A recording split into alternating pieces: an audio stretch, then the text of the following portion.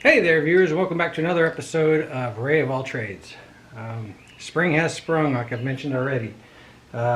Multiple string trimmers, multiple chainsaws, mowers, you name it. Next on the bench is an Echo SRM225 string trimmer. Don't know anything about it. I can tell that there is absolutely no gas at all inside this thing. And it does turn over. So I'll tell you what, let's go ahead and do some preliminaries on here, see if we can get it to fire up and try to figure out what's going on with it. The primer bulb is discolored.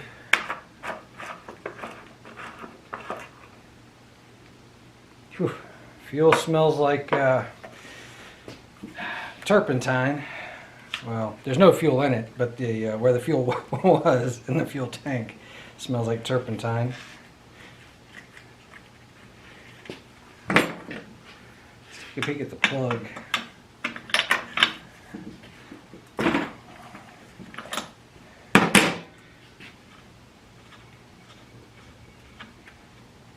You gotta be cautious with string trimmers. They don't. That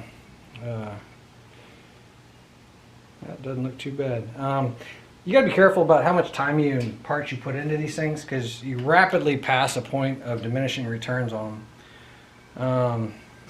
Plugs, it's kind of running rich, but nothing completely out of the ordinary. Good NGK plug.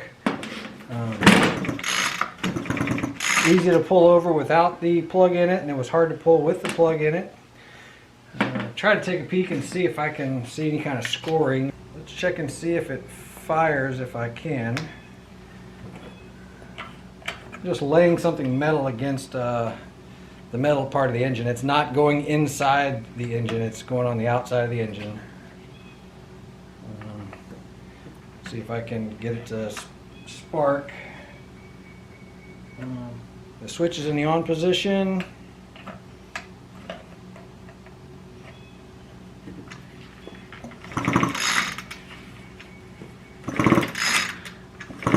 I don't know if you guys can see that or not. It is sparking pretty good. I don't know if y'all can see that or not. Anyway, it's sparking pretty good. Pulls over fine without the plug in it. I was noticing some lines on the cylinder wall, but they didn't look terrible, like it was something catastrophic. So I think we're actually just looking at normal wear and tear. Two-stroke to it.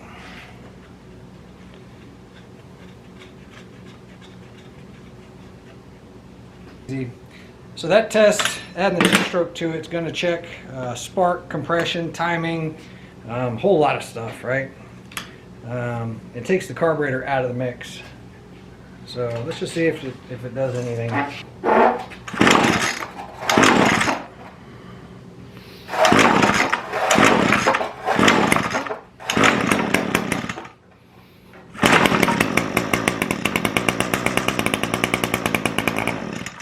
Alright, so we know the motor runs.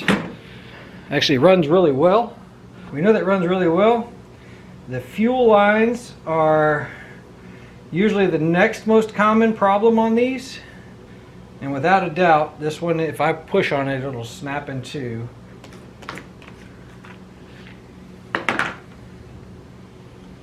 Air filter's in really good shape. Carburetor doesn't look terrible. I might just try to find some fuel lines for this, and to that extent, the one fuel line that's the most rigid is really the return line, so it's the least important of all of them.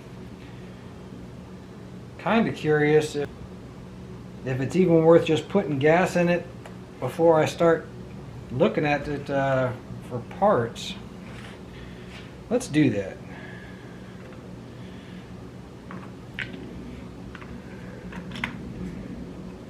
Let's just assume that it was a good shape trimmer, and maybe it was just dropped off because they got it confused with another one, and maybe this one runs just fine.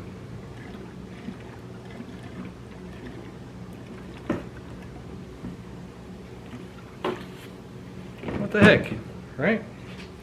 Let's check the primer bulb.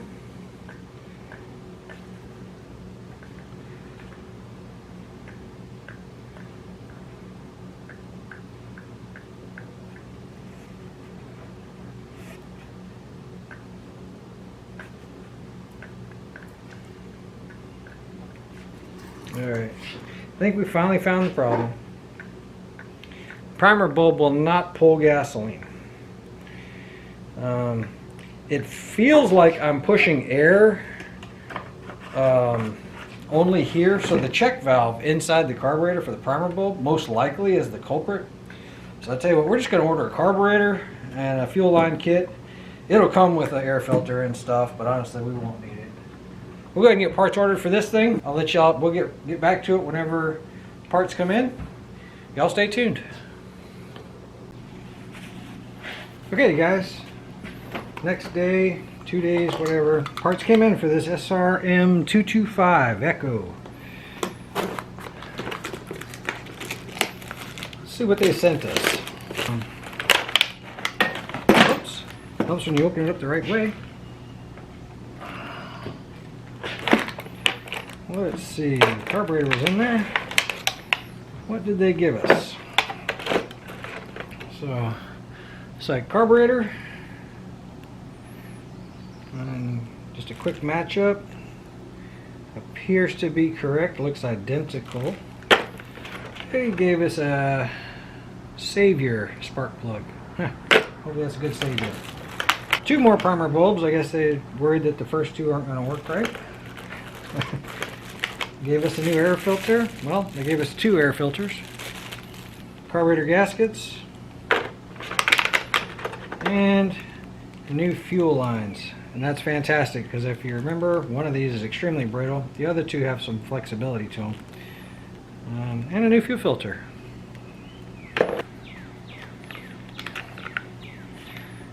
Air cover off. Air filter gone. Looks like 2 T27s.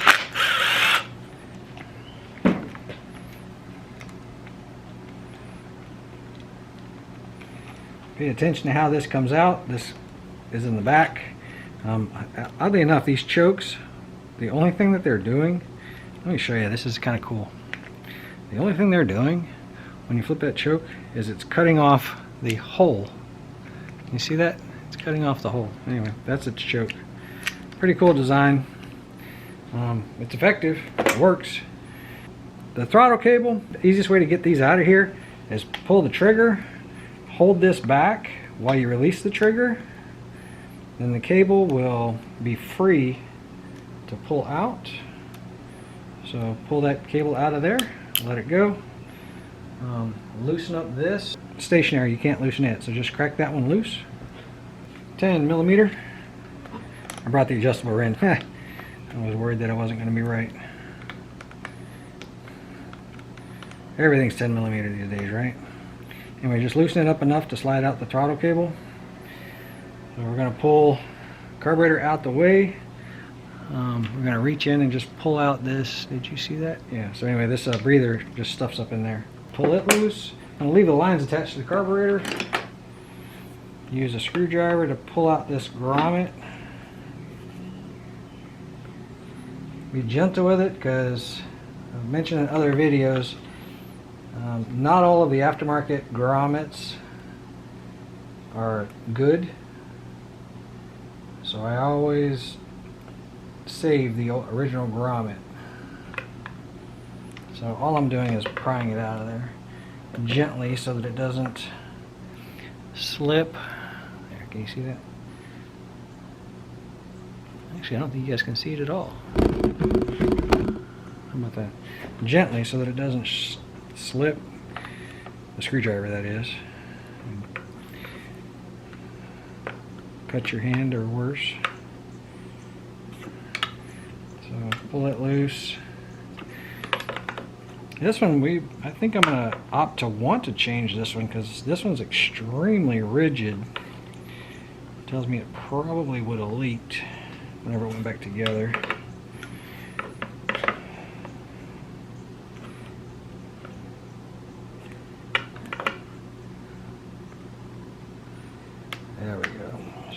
coming out. Alright. Well, what do you know? The fuel filter and everything comes out with it. Actually fits out of there.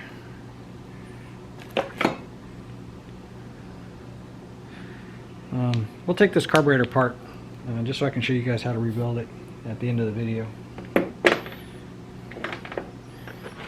Okay. So let's match them up. We're going to take the original carburetor.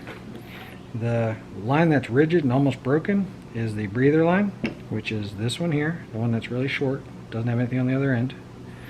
So that end goes to, hold the carburetor that way, goes to here, that side. No, it doesn't. Hold it like this and pay attention to what you're doing. I'm talking to myself.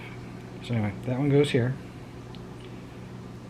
So that's, again, that's the short line, doesn't go anywhere.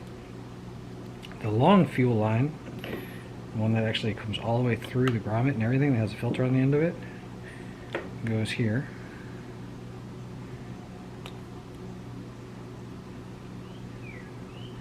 And the breather element was already attached, so I'm hoping that this is long enough to, it's actually really close, so maybe I don't want to start modifying that. Let's go ahead and get this buried in the tank.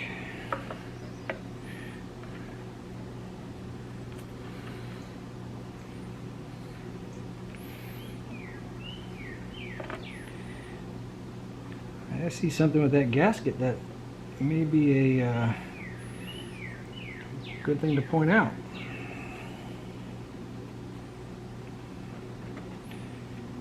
I'll get to it in here a second. I gotta stay focused on what I'm doing or else I'm gonna mess up. Alright, so I'm gonna push the grommet in on the bottom side and I'm gonna work the top side. So I'm mashing in, and I'm going to be using a dull screwdriver to help massage it around.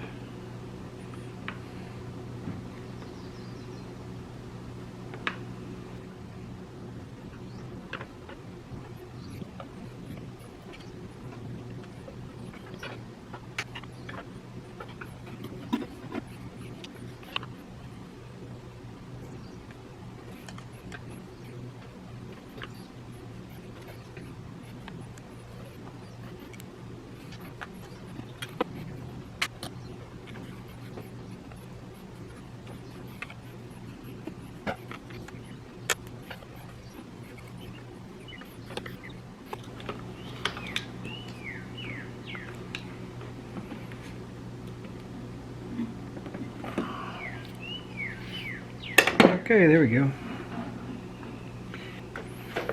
So this gasket I was talking about, you can see is torn, and it had a gap right there. Could have been when we took it off. Could have been running that way for a long time, running lean, something like that.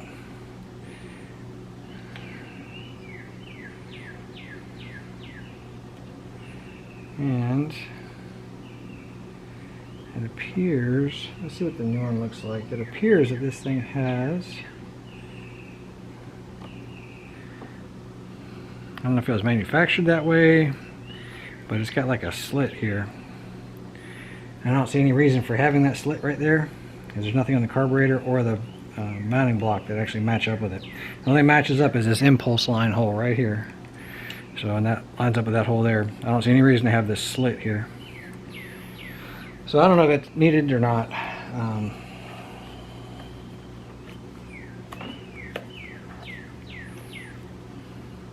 If necessary, grab some carb cleaner or some. I like brake cleaner.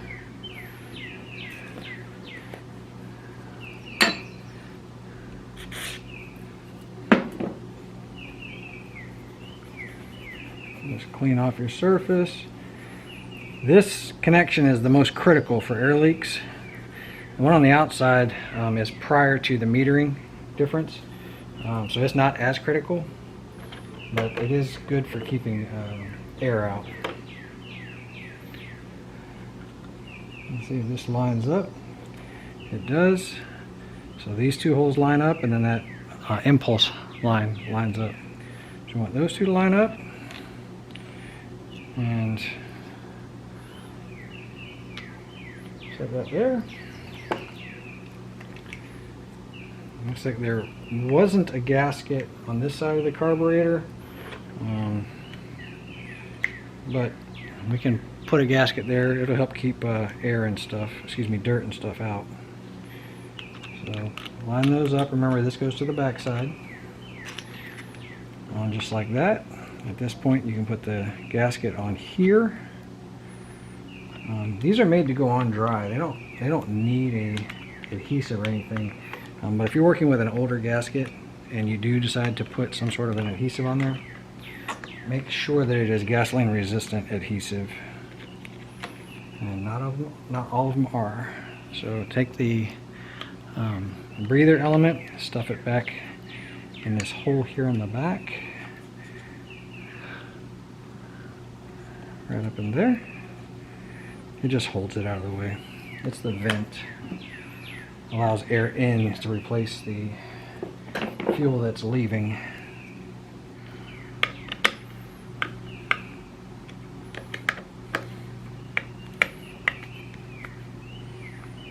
Tighten them evenly.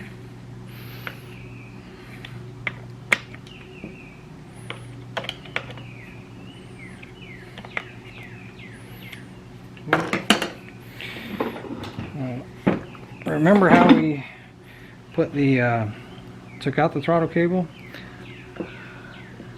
So we're going to pull this out as far as it'll reach. We're going to grab this side of the throttle and pull it just like the other one. You're going to have to rotate this brass assembly right here until it lines up. One side has a groove and the other side doesn't. For a groove to accept this, so this is going to slide all the way down into that brass area. So pull it all the way until it matches up into the brass area. Let go of your throttle. This hex nut has to slide down. So if it doesn't slide down, it's probably because that turned while you were there. And then tighten this 10mm back up.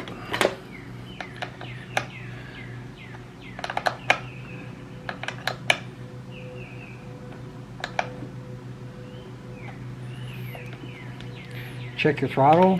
Opens and closes like it's supposed to. This is your idle speed screw. Your air idle adjustment is down that hole right there. It's a really small flathead screwdriver, like a jeweler screwdriver, and it's a flathead screw. Most people don't know about that one. Anyway, that's where that's at. If you have to adjust the air idle mixture, that's where that one's at. I don't believe this one has a high speed adjust. Oh, it does have a high speed adjustment screw. It's on the back side of the carburetor, and it's right there, just below the primer bulb.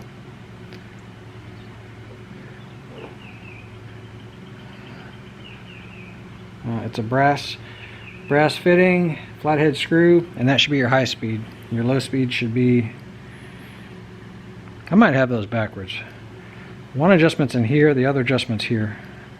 And I think this is the idle, and this is the high speed jet. I'll verify. I'll put a note in the video if I'm wrong.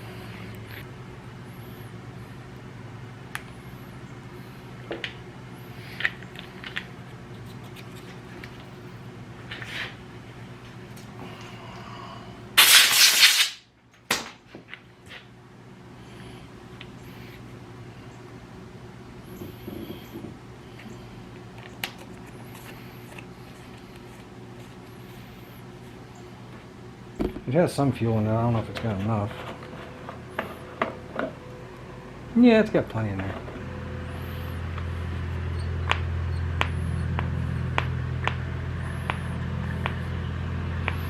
Yep, prime's up.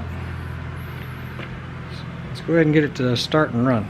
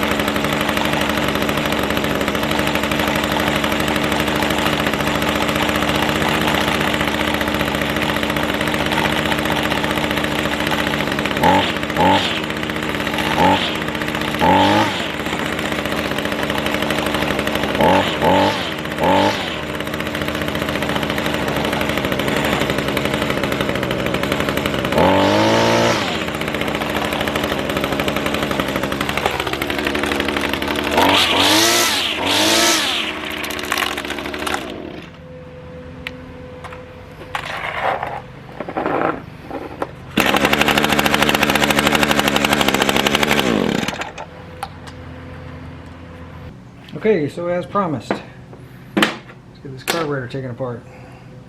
The return line comes off this side. The supply line comes off this side. So if you wanted to check to see if this works, you would compress that primer bulb, put your finger over the supply, and see if it actually pulls. And then this one should be pushing air. It's very, very faint.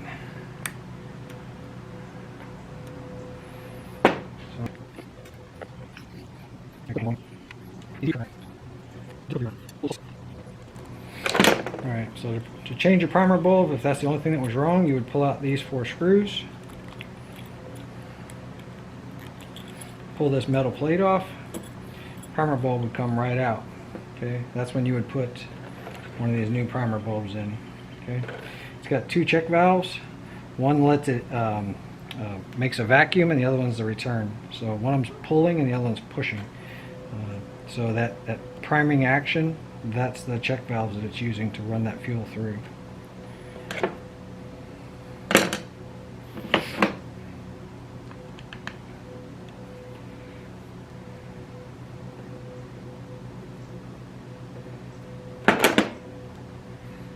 Well, that screw is there.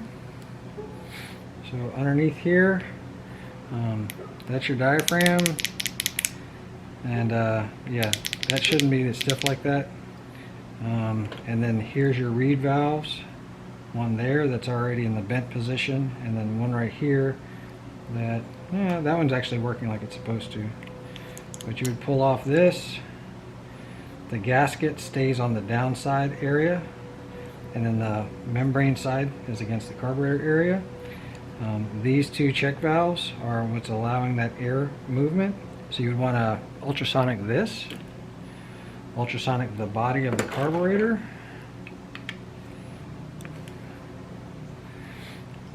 This outside plate, no real reason to clean it unless it's full of dirt, but all it is a cover. So it goes on like that.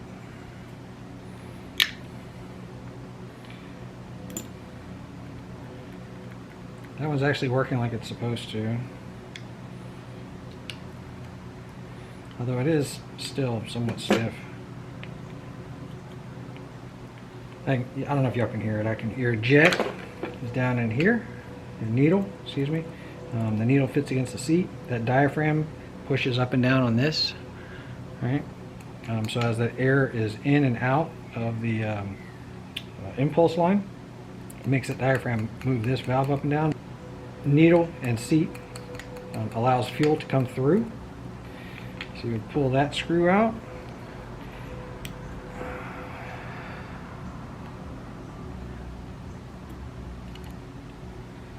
Short screw. There's a spring underneath here.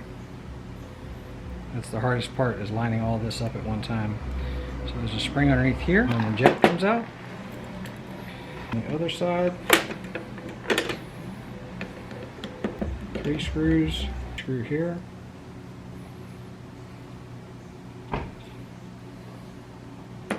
You don't have to take this apart, but this is how you would get to throttle. Right? So as this is turning, it's turning that, allowing air in and out. So and that fits down inside there. That's how you would rebuild a carburetor. You had a gasket kit for this, clean it all out, blow air through all your passages, put it all back together. It's not a lot to it, as promised. That's it. That's the Echo SRM225. Pretty simple, easy repair. Bought the kit for one of the big box stores. I think it was 15 bucks maybe. Came with all those pieces. Really easy to change. Hardest part is pushing that grommet down into the fuel tank. So hope you guys enjoyed it. I appreciate you hanging out with me for the day. If you learned anything, got anything out of it, just enjoyed watching me work, then smash that like button, please. Hit the subscribe button or notification bell. You'll see any new videos whenever they're released. Thanks for hanging out.